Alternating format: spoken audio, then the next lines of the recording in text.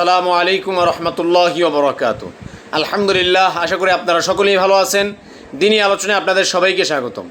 আমাদের এই দিনই আলোচনার আজকের বিষয়বস্তু হবে ঈমানের শাখাগুলো নিয়ে ধারাবাহিক আলোচনা। তারই ধারাবাহিকতায় আমরা ঈমানের 24 নম্বর শাখা অর্থাৎ তাওয়াক্কুল অর্থাৎ আল্লাহ তাআলার উপরে ভরসা করা এই সম্পর্কে আমরা জানতেছিলাম। এই সম্পর্কে আমরা জানতে গিয়ে জেনেছিলাম যে মুমিনরা তারা আল্লাহ তাআলার উপরেই ভরসা করবে। তারা আল্লাহ তাআলার উপরেই ভরসা করবে। কেন? কারণ তারা মুমিন। আল্লাহ পাক রব্বুল আলামিন কোরআনের বিভিন্ন জায়গায় মুমিনদের কথা বলতে গিয়ে তিনি বলেছেন যে মুমিনরা আল্লাহ তাআলার উপরেই ভরসা করে, আল্লাহ তাআলার উপরে তাওয়াক্কুল করে। যেমন আল্লাহ তাআলা মুমিনদের বৈশিষ্ট্য বর্ণনা করতে গিয়ে রব্বুল আলামিন সূরা আনফালের 2 নম্বর আয়াতে রব্বুল আলামিন বলেন, ইয়া আইয়ুহাল্লাযীনা আমানু। আয়াতের মধ্যে আল্লাহ পাক রব্বুল আলামিন বলেন যে যারা ঈমানদার তাদের সামনে যখন ওয়াজিলাত কুলুবুহুম, যখন তাদের সামনে আপনার আল্লাহ তাআলার নাম উচ্চারণ করা হয় তখন তাদের অন্তর ভয়ে প্রকম্পিত হয়ে যায়। তাদের অন্তর ভয়ে প্রকম্পিত হয়ে যায়। শুধু তাই না, ওয়া ইযা তুলিয়াত আলাইহিম আয়াতুহু যাদাতহুম ঈমানাও ওয়া আলা রাব্বিহিম ইয়াতাওয়াক্কালুন। ইন্নামাল মুমিনুনা আল্লাযীনা ইযা যুকিরাল্লাহু ওয়াজিলাত কুলুবুহুম ওয়া ইযা তুলিয়াত আলাইহিম আয়াতুহু যাদাতহুম ঈমানাও ওয়া আলা রাব্বিহিম ইয়াতাওয়াক্কালুন। আল্লাহ পাক রব্বুল আলামিন বলেন, ইন্নামাল মুমিনুনা আল্লাযীনা ইযা যুকিরাল্লাহু ওয়াজিলাত কুলুবুহুম। মুমিনরা তো এমন যে এই মুমিনদের সামনে যখন আল্লাহ তাআলার নাম নেওয়া হয়, আল্লাহ তাআলার কথা উচ্চারণ করা হয়, তাদের অন্তরটা ভয়ে প্রকম্পিত হয়ে যায়।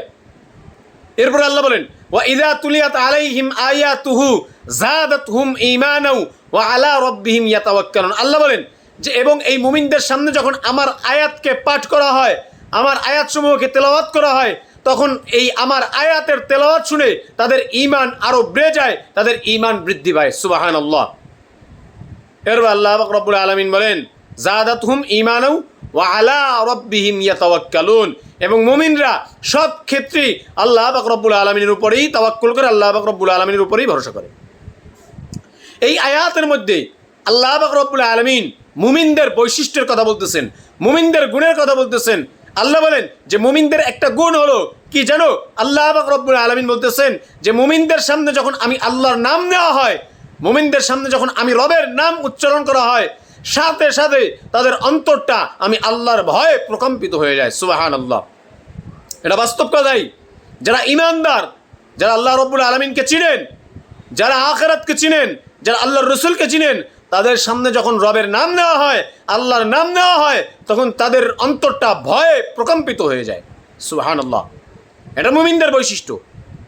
শুধু তাই না, আল্লাহ বলেন যে এরপরে যখন তাদের সামনে আমি আল্লাহ তাআলার আয়াতসমূহকে, আমার নিদর্শনসমূহকে পাঠ করে শোনানো হয়, তেলাওয়াত করে শোনানো হয়, আমার আয়াতসমূহকে তেলাওয়াত করে শোনানো হয়, তখন এই ঈমানদারের আমার এই কোরআনের তেলাওয়াত শুনে, আমার এই কালাম শুনে তাদের অন্তরের যে ঈমান আছে, এই ঈমান আরো বৃদ্ধি পায়। সুবহানাল্লাহ। তাদের ঈমান আরো বৃদ্ধি পায় যখন তারা যখন তারা আমি আল্লাহর কোরআনের তেলাওয়াত শুনে, কোরআনের আয়াত শুনে, তখন তাদের ঈমান আরো বৃদ্ধি হয়ে যায়, মজবুত হয়ে যায়। সুবহানাল্লাহ।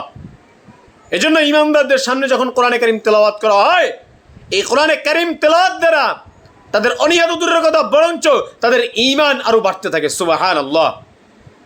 কেন? কারণ কোরআনে কারীমের মধ্যে রব যে হুকুম দিয়েছেন তারা এটা সন্তুষ্টি চিত্তে মেনে নিতে পারে।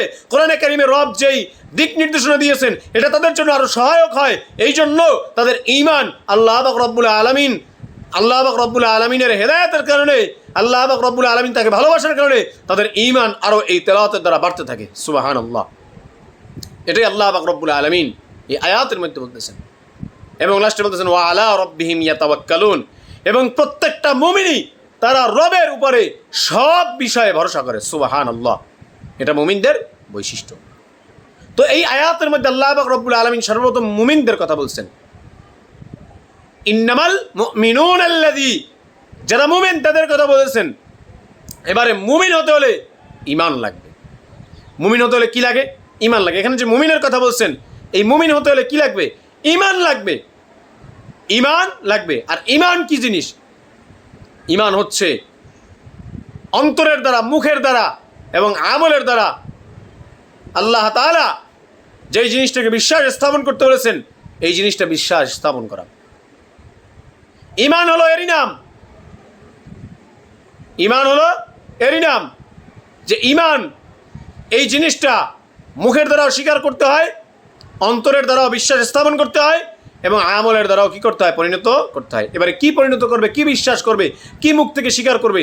আল্লাহ পাক রব্বুল আলামিন সূরা আলে ইমরানের 18 নম্বর আয়াতে রব্বুল আলামিন বলেন, শাহিদাল্লাহু আন্নাহু লা ইলাহা ইল্লা হুয়া। আল্লাহ পাক রব্বুল আলামিন বলেন যে আল্লাহ তাআলা সাক্ষী দিচ্ছেন যে তিনি ব্যতীত আর কোনো মাবুদ নেই। এই যে বাক্যটা, এই যে কালামটা, এই যে আল্লাহ তাআলা ছাড়া অন্য কোনো মাবুদ নেই এবং আল্লাহ রাসূল সাল্লাল্লাহু আলাইহি ওয়াসাল্লাম তার রাসূল, এটা বিশ্বাস স্থাপন করা, এটার প্রতি ঈমান আনা, এটার প্রতি বিশ্বাস স্থাপন করা, মুখ থেকে স্বীকার করা, অন্তরের থেকে বিশ্বাস স্থাপন করা এবং আমলের দ্বারা কি করা? পরিণত। এটার নামই হচ্ছে ঈমান, এটার নামই হচ্ছে ঈমান। অর্থাৎ মুখ থেকে স্বীকার করা যে আল্লাহ তাআলা এক, তিনি ছাড়া আর কোনো মাবুদ নেই, তিনি ছাড়া আর কোনো মাবুদ নেই, এটা মুখ থেকে স্বীকার করা যে না, আমার রব হলো আল্লাহ, তিনি ব্যতীত আর কেউই নেই, একমাত্র সবকিছুই তার জন্য, অতএব আমার রব হলো আল্লাহ, আল্লাহ ব্যতীত আর কেউই নয়। আর অন্তর দ্বারা বিশ্বাস স্থাপন করা, অন্তরে এটা বিশ্বাস স্থাপন করা যে না, আমার রব আল্লাহ, মুখ থেকে স্বীকার করলাম, অন্তরের থেকে কি করলাম? বিশ্বাস স্থাপন করলাম যে না, আমার রব আল্লাহই, এটা অন্তরেও থাকতে হবে, মুখেও স্বীকার থাকতে হবে। এবারে আমলের দ্বারা পরিণত কি? আল্লাহ ছাড়া কোনো মাবুদ নেই, যেহেতু আল্লাহ ছাড়া কোনো মাবুদ নেই, অতএব আল্লাহ ছাড়া কেউ কিছু দিতে পারে না, তাহলে সব কিছু চাইতে হবে আল্লাহ তাআলার কাছে। আমি চাবো আল্লাহ তাআলার কাছে, সব কিছু আমরা কার কাছে চাবো? আল্লাহ তাআলার কাছে চাবো। একটা আমার জিনিসের প্রয়োজন, আল্লাহ তাআলার কাছে চাবো, পীরের কাছে নয়, কোনো বাবার কাছে নয়, এবারে মূর্তির কাছে নয়, কারো কাছে নয়। দেওয়ার মালিক হলো আল্লাহ, আমাকে চেতেও হবে কার কাছে? আল্লাহ তাআলার কাছে। এটার নামই হচ্ছে আমল দ্বারা পরিবর্তন করা। কিন্তু আফসোসের বিষয় হচ্ছে আজকালকার যুগে আমরা আল্লাহ তাআলার কাছে চাই না। আমরা দাবি করি আমরা ঈমানদার, মুখে স্বীকার করি, অন্তরে বিশ্বাস স্থাপন করি, কিন্তু আমলের ক্ষেত্রে দেখা যায় যে আমরা আসলে আল্লাহ তাআলার কাছে সব কিছু চাই না। আমরা শিরক করে থাকি, আমরা আমাদের কাঙ্ক্ষিত জিনিসটা পীরদের কাছে চেয়ে থাকি, কাঙ্ক্ষিত বস্তুটা আমরা মূর্তির কাছে চাই। আহা, আমরা কবরে সিজদা দেই। কি বলেন, ঈমানওয়ালা সে কি কবরে সিজদা দিতে পারে? নো।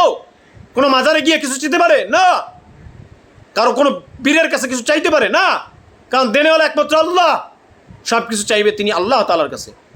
কিন্তু আফসোসের বিষয় হচ্ছে আজকালকার যুগের মানুষ মানত করে এই সমস্ত মাজারে, যেগুলো হারাম, আর এগুলো কিছু অসভ্য আছে যে অসভ্যগুলো এগুলো প্রমোট করে যে না, মাজারে চাইতে হবে। কিছু সুন্নি নামে অসভ্য আছে, পশু আছে, আরো গালি দেওয়া যায়, কিন্তু আমরা আলেম মানুষ, আমরা গালি দেই না। ওরা গালি দিতে পারে, কেন? ওরা অসভ্য। কিন্তু মুখে আরো বড় বড় কথা আসে, যেটা কিভাবে সম্ভব? আকল থাকতে এই জানোয়ারগুলো কিভাবে এই কথা বলে যে মাজারে গিয়ে সিজদা দাও, মাজার গিয়ে চাও? মাজারওয়ালা দিতে পারে? নাউজুবিল্লাহ। সব কিছু দেওয়ার মালিক হলো আল্লাহ, অতএব চাইতে হবে সব কিছু আল্লাহ তাআলার কাছে। মাজারে গিয়ে সিজদা দেয়, আহা, মূর্তিকে সিজদা দেওয়া জায়েজ আছে?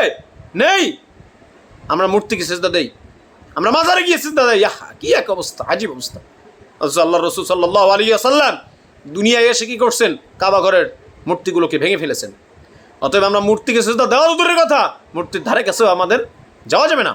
আরও মূর্তি থাকলে সেগুলোকে ভেঙে ফেলতে হবে, যেটা রাসূলুল্লাহ সাল্লাল্লাহু আলাইহি ওয়াসাল্লাম হাদিসের মধ্যে বলতেছেন। কি বলেন? আল্লাহ যদি তৌফিক দান করেন, ইনশাআল্লাহ আগামী পর্বে সেই বিষয়ে বিস্তারিত আলোচনা করব। আল্লাহ পাক রব্বুল আলামিন আমাদের সবাইকে আল্লাহ তাআলা ছাড়া কোনো মাবুদ নেই এই কথাটা মুখ থেকে স্বীকার করে, অন্তর থেকে বিশ্বাস স্থাপন করে এবং আমলের দ্বারা পরিণত করে ঈমানের এই শাখাটিকে পরিপূর্ণ করার তৌফিক দান করুক। শুধু তাই না, এই ঈমানদার হয়ে আল্লাহ তাআলার উপরে ভরসা করে ঈমানের এই 24 নম্বর শাখাটিকে পরিপূর্ণ করার তৌফিক দান করুক। আমিন। ও আখির দাওয়ানা আনিল হামদুলিল্লাহি রাব্বিল আলামিন। আসসালামু আলাইকুম ওয়া রাহমাতুল্লাহি ওয়া বারাকাতুহু।